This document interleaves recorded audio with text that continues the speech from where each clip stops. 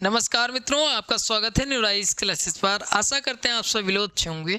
आइए बात करते हैं, आज है 1 फरवरी और 1 फरवरी से जो महत्वपूर्ण करंट अफेयर बन सकती है, आइए उस पर चर्चा करते हैं। साथ में कुछ महत्वपूर्ण फैक्ट भी जानेंगे और आज ही केंद्रीय बजट भी पेश किया जाएगा, उस बजट के बारे में भी चर्चा कर लेंगे। पहले बात कर लेते हैं परीक्षाओं में किस तरीके से प्रश्न बनाया जा सकता है करंट अफेयर से। आइए बात करते हैं। तो यहाँ पे प्रश्न दिया है, राष्ट्रीय महिला आयोग ने अपना कौन सा स्थापना दिवस मनाया। तो यहाँ पे बताना, जो राष्ट्रीय महिला आयोग है उसने स्थापना दिवस मनाया हाल ही में, तो वो कौन से नंबर का स्थापना दिवस मनाया। तो यहाँ पे दिया है 35वां, 33वां, 34वां, 36वां। तो यहाँ पे जो राइट आंसर हो जाएगा वो आंसर नंबर वी वाला हो जाएगा, 33वां स्थापना दिवस मनाया है। आइए थोड़ा सा और चर्चा कर लेते हैं इसके बारे में। तो यहाँ पे अगर बात करते हैं, ये 33वां स्थापना दिवस है, जो है संस्करण भी पूछा जा सकता है। और ये कब मनाया गया, तो 31 जनवरी 2025 को मनाया गया। कहाँ पे, ये भी महत्वपूर्ण, प्लेस भी महत्वपूर्ण बन जाता है। तो नई दिल्ली स्थित विज्ञान भवन में इसका जो है आयोजन किया गया। तो यहाँ पे पूछा जाएगा कि 33वां स्थापना दिवस जो राष्ट्रीय महिला आयोग का मनाया गया वो कहाँ पे मनाया गया। तो विज्ञान भवन नई दिल्ली में मनाया गया है। इसके मुख्य अतिथि कौन थे, तो मुख्य अतिथि की जब बात आती है तो आपको इनका नाम याद रखना है। वाइस प्रेसिडेंट है, मतलब उप राष्ट्रपति जो हैं जगदीप धनखड़, ये जो थे मुख्य अतिथि के रूप में थे, याद रखिए वाइस प्रेसिडेंट। फिर आगे बात करते हैं, ये जो है इसका विषय क्या है, तो नारी तू नारायणी। तो याद रखिएगा, ये जो है विषय थीम महत्वपूर्ण बन जाता है। देखिए जब भी किसी चीज़ का आयोजन किया जाता है तो उसका थीम सबसे महत्वपूर्ण बन जाता है, याद रखिएगा। ये जो है किस पे प्रेरित है, तो अहिल्या देवी होलकर की वीरता और नेतृत्व से प्रेरित जो है इसका विषय रखा गया है, महत्वपूर्ण हो जाता है विषय।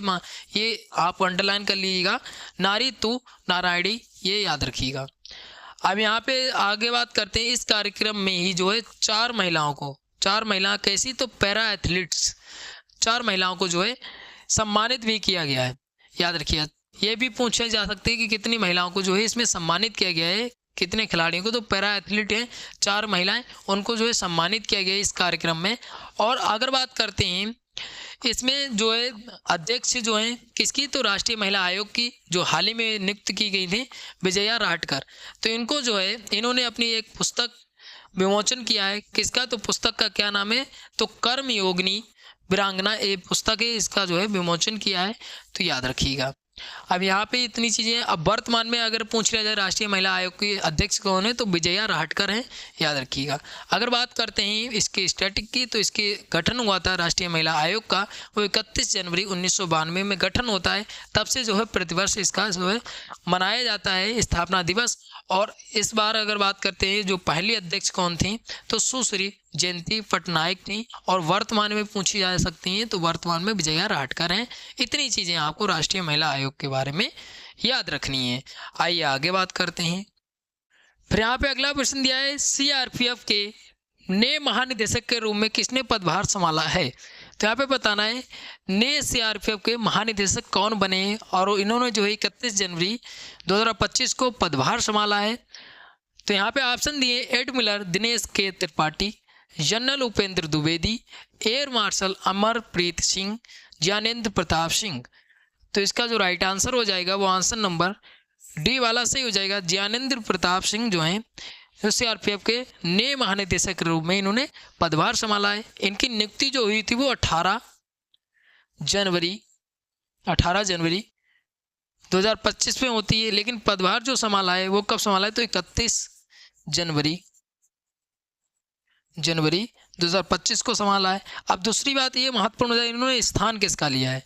तो स्थान की अगर बात करते हैं, तो स्थान जो लिया है वो बितुल कुमार जी का स्थान लिया है, बितुल कुमार, ठीक है। आप इनकी ज्ञानेंद्र प्रताप जी की बात करें तो ये महत्वपूर्ण ये पॉइंट बन जाता है कि ये जो हैं 1991 बैच के आईएएस अधिकारी हैं, ठीक है। दूसरी बात ये है, ये इससे पहले किस पद पर थे, तो इससे पहले अगर बात करते हैं तो असम पुलिस महानिदेशक थे, असम पुलिस के महानिदेशक थे, याद रखिएगा। तो इतनी चीज़ें इनके बारे में याद रखनी है। अब यहाँ पे 3 नाम दिए तो इनके बारे में भी चर्चा कर लेते हैं। तो यहाँ पे अगर बात करते हैं तो ये जो है एडमिरल दिनेश के त्रिपाठी जी, तो नौसेना के अध्यक्ष हैं। किसके हैं? तो नौसेना के अध्यक्ष हैं, नौसेना के अध्यक्ष हैं। फिर यहाँ पे बात करते हैं उपेंद्र द्विवेदी जी की, तो ये क्या है? तो इनके अगर बारे में बात करें तो ये जो है थल सेना अध्यक्ष, थल सेना अध्यक्ष। फिर आगे बात करते हैं एयर मार्शल अमरप्रीत सिंह, तो इनकी नियुक्तियां 2024 में ही होती हैं। तो इनका अगर बात करते तो ये क्या है? वायुसेना अध्यक्ष हैं। क्या है? तो वायुसेना अध्यक्ष हैं, वायु सेना अध्यक्ष। तो इतनी आपको चीजें याद रखनी है। इनको जो सीआरपीएफ के नए महानिदेशक बने वो ज्ञानेंद्र प्रताप सिंह जी बने हैं, याद रखिएगा। आइए आगे बात करते हैं। यहाँ पे अगला प्रश्न दिया है विश्व पुस्तक मेला किस शहर में आयोजित किया जा रहा है? तो यहाँ पे बताना है जो विश्व पुस्तक मेला, ये 100% प्रश्न परीक्षाओं में पूछा ही जाता है, हर बार परीक्षा में प्रश्न पूछा जाता है। यहाँ पे बताना है विश्व पुस्तक मेला जो है वो कहाँ पे आयोजित किया जा रहा है, किस शहर में आयोजित किया जा रहा है? तो यहाँ पे ऑप्शन दिए हैं चेन्नई, लखनऊ, नई दिल्ली, प्रयागराज। अब कुछ बच्चे तो ऐसे लगा देंगे प्रयागराज, क्योंकि महाकुंभ प्रयागराज में चल रहा है तो वो सोचेंगे मेला में लगा होगा मेला, तो ऐसा नहीं है। इसका जो आयोजन किया जा रहा है वो आयोजन किया जा रहा है नई दिल्ली में, नई दिल्ली में आयोजन किया जा रहा है। एक चीज़ और, नई दिल्ली में कब से कब तक? तो 1 फरवरी से 9 फरवरी तक ये चलेगा, 9 फरवरी तक ये चलेगा, ठीक है। फिर कहाँ पे आयोजन किया जा रहा है? तो ये जो है भारत मंडपम में, भारत मंडपम में प्रगति मैदान में आयोजित किया जा रहा है। इतनी चीज़ें आपको याद रखनी है, ठीक है। आइए आगे बात करते हैं। तो यहाँ पे अगर बात करें तो इसमें जो नई दिल्ली में आयोजित किया जा रहा है 1 से 9 फरवरी के बीच। इसके अलावा अगर बात करते हैं इसमें मुख्य अतिथि कौन है? तो मुख्य अतिथि उद्घाटन कौन करेंगे? तो श्रीमती द्रौपदी मुर्मू जी करेंगी, मुख्य अतिथि के रूम में यहाँ पे हैं, याद रखिए। कहाँ पे? तो भारत मंडपम नई दिल्ली में आयोजित किया जा रहा है, याद रखिए। उद्घाटन कितने समय होगा आज के दिन? तो 11:30 पे उद्घाटन करेंगी, याद रखिएगा। और अगर बात करते हैं थीम की, तो थीम क्या है? गणतंत्र भारत की 75 वर्षों का उत्सव, इसका थीम है। थीम भी याद रखिए। देखिए कब जब भी कोई आयोजन होता है तो वो कहाँ पे आयोजन किया जाता है, फिर उसके बाद उसका थीम क्या रहा है और उसमें मुख्य अतिथि कौन थे, तो ऐसे चीज़ें महत्वपूर्ण बन जाती हैं। क्योंकि 75 वर्ष जो हैं पूर्ण हुए, अब 75 वर्ष पूर्ण हो चुके हैं, इसका थीम रहा है। और इस बार जो गणतंत्र दिवस समारोह मनाया गया उसमें मुख्य अतिथि कौन थे? तो जो है इंडोनेशिया के प्रेसिडेंट प्राबोवो सुबियांटो, तो उनके बारे में भी महत्वपूर्ण बन जाता है। और इस जो है कार्यक्रम आयोजित किया जा रहा है, कौन सा विश्व पुस्तक मेला लग रहा है, कब से कब तक लगेगा, क्या थीम है, कौन मुख्य अतिथि है, किसने उद्घाटन किया और कहाँ पर आयोजन किया जा रहा है, इन चीज़ों को आपको गौर करके याद रखना है। आइए आगे बात करते हैं। आगे बात करें निम्नलिखित में से कौन सा कथन सत्य है? तो यहाँ पे बताना है कौन सा कथन सत्य है। तो यहाँ पे कथन को ध्यान से पढ़िएगा और कथन जो है ऐसे ही सेम प्रश्न पूछ लिया जाएगा। यहाँ पे दिया है लखनऊ स्थित किंग जॉर्ज मेडिकल यूनिवर्सिटी, जिसको शॉर्ट में KGMU बोला जाता है, ने मुख्यमंत्री माणिक शाह के नाम पर एक स्वर्ण पदक शुरू करने की घोषणा की है, ठीक है। एक कथन ये दिया है। फिर दूसरा दिया है माणिक शाह वर्तमान में त्रिपुरा राज्य के मुख्यमंत्री हैं। फिर सी ऑप्शन दिया है ये पदक ओरल मैक्सिलोफेशियल सर्जरी के क्षेत्र में प्रदान किया जाएगा। यहाँ पे दिया है डी वाला उपरोक्त सभी। तो देखिए ये जो है यहाँ पे सत्य कथन जो होगा वो डी वाला होगा, डी वाला कथन सही है। क्योंकि यहाँ पे जो है तीनों जो चारों कथन है वो सभी सही हैं, उपरोक्त सभी होंगे। क्योंकि जो है लखनऊ स्थित जो किंग जॉर्ज मेडिकल यूनिवर्सिटी है उसने जो है माणिक शाह जो मुख्यमंत्री हैं कहाँ के? त्रिपुरा के, उनके जो है नाम पर एक स्वर्ण पदक शुरू करने की घोषणा की है। अब यहाँ पे देखिए ऐसे भी पूछा जाए किस क्षेत्र में दिया जाएगा, या ऐसे पूछ लिया जाएगा। देखिए यहाँ पे मुख्यमंत्री के नाम पे कोई और भी दे सकता है, क्योंकि यूपी स्पेशल में भी पूछा जा सकता है, ये यूपी स्पेशल का भी प्रश्न बन सकता है। और दूसरी बात ये जो है मणिक शाह त्रिपुरा राज्य के राज्यपाल हैं वर्तमान में। लेकिन अगर बात करते हैं यहाँ पे ऐसे योगी आदित्यनाथ का दिया जा सकता है या कोई और मुख्यमंत्री का दिया जा सकता है। तो इस तरीके से आप याद रखिएगा, ऐसे प्रश्न बनाया जा सकता है, महत्वपूर्ण प्रश्न है। आइए आगे बात करते हैं। तो यहाँ पे दिया है भारतीय मूल की गुंजन केडिया को किस बैंक का सीईओ नियुक्त किया गया है। यहाँ पे बताना है किस बैंक का जो है सीईओ नियुक्त किया गया है, किसको, तो गुंजन केडिया जी को। तो इसका जो राइट आंसर हो जाएगा वो आंसर नंबर सी वाला सही हो जाएगा, यूएस बैंक कार्प। और ये पहली महिला भारतीय मूल की पहली महिला है, याद रखिएगा, इस बैंक का नेतृत्व करने वाली, इसलिए महत्वपूर्ण जाता है। इन्होंने इंजीनियरिंग की है दिल्ली विश्वविद्यालय से, याद रखिएगा। अब इनको जो है नियुक्त किया गया है, अमेरिका की बैंक है, याद रखिए। इतनी चीज़ें आपको यही पूछा जाएगा जो है किस बैंक की सीईओ बनाई गई हैं। आइए आगे बात करते हैं। आगे बात करें, हाल ही में किस देश ने भीख मांगना अपराध घोषित कर दिया है।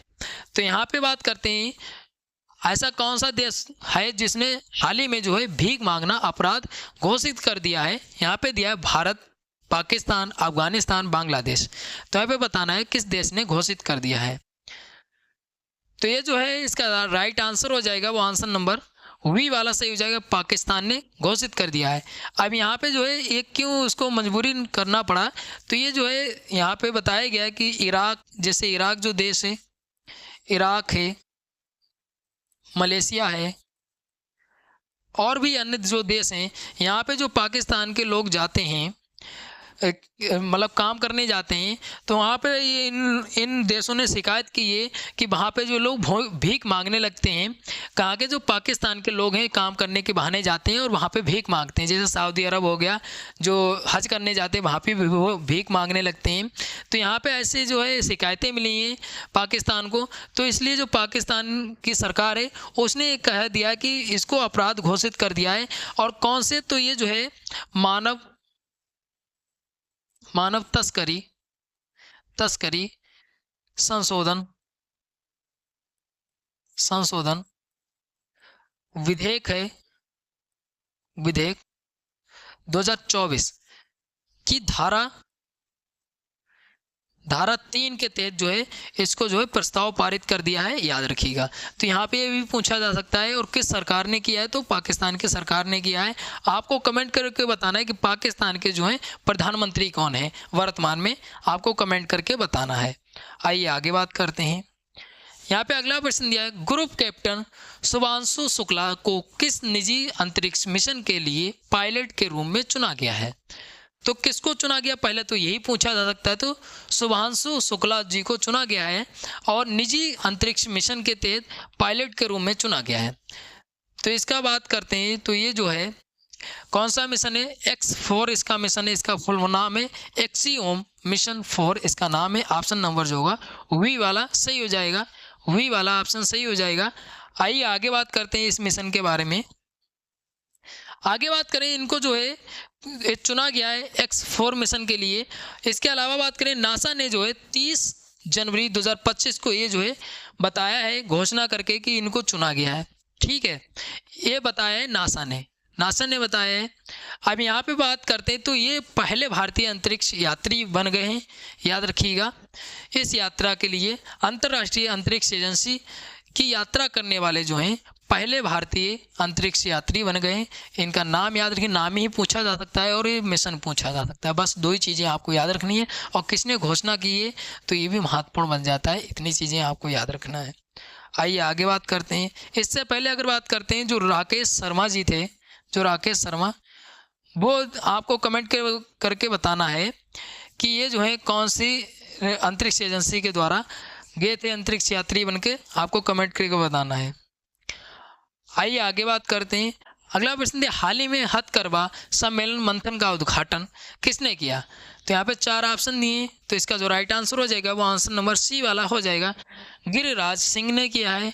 आइए थोड़ा सा और चर्चा कर लेते हैं इसके बारे में।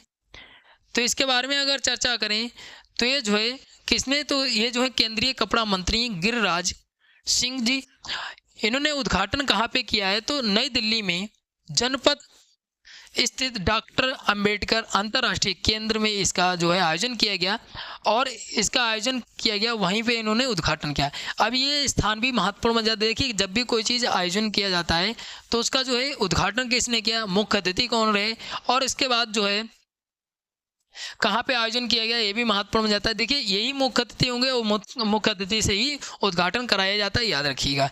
इसके अलावा बात करें, इन्होंने जो है हथकरघा बुनकर ई पहचान पोर्टल लॉन्च किया है, और साथ में ही जो है पुरस्कार के लिए इन्होंने क्या है ऑनलाइन मॉड्यूल भी जो है शुभारंभ किया है। इतनी चीज़ें आपको इसके बारे में याद रखनी है। कहाँ पे आयोजन होता है, किसने उद्घाटन किया है, ये चीज़ें महत्वपूर्ण बन जाती हैं, याद रखिएगा। आइए आगे बात करते हैं।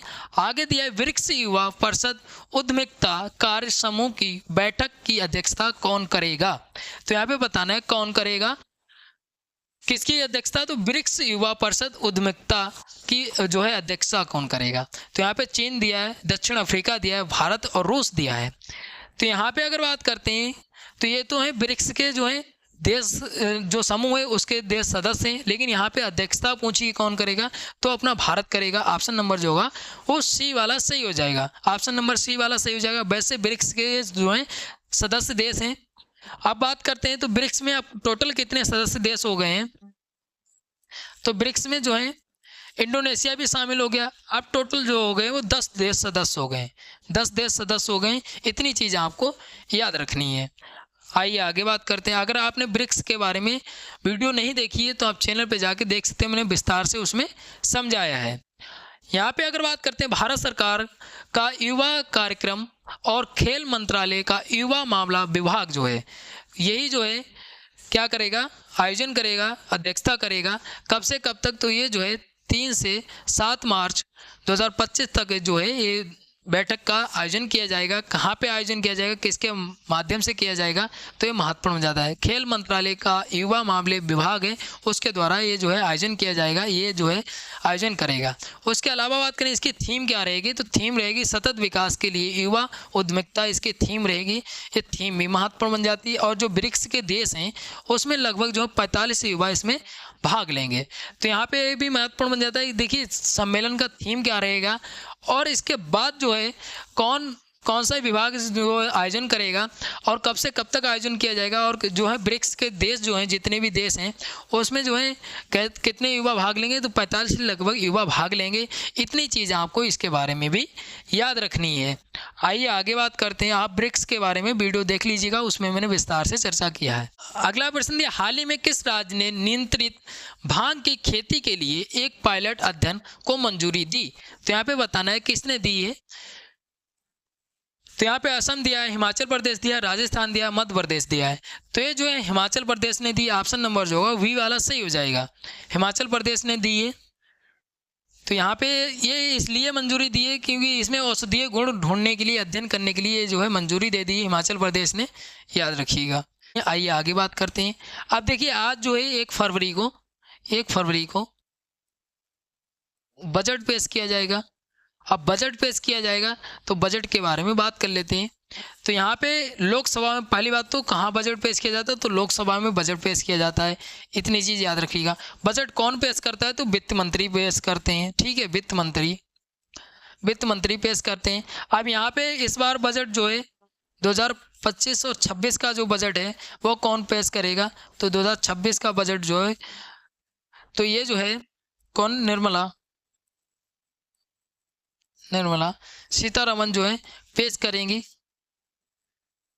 अब दूसरी बात ये बन जाती है अपने शासनकाल का ये 8वां बजट होगा इनका, याद रखिएगा ये 8वां बजट है, ये पेश करेंगी।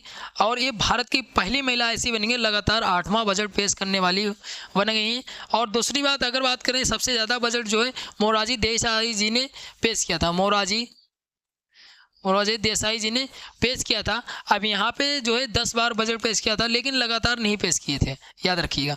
अब यहाँ पे महत्वपूर्ण बन जाता है ये पहली महिला ऐसी बन गई है। और अगर बात करते हैं भारतीय संविधान जो है उसमें जो है बजट का शब्द का प्रयोग है या नहीं है, तो यहाँ पे आप टिक करिएगा नहीं है, ठीक है। क्यों नहीं है?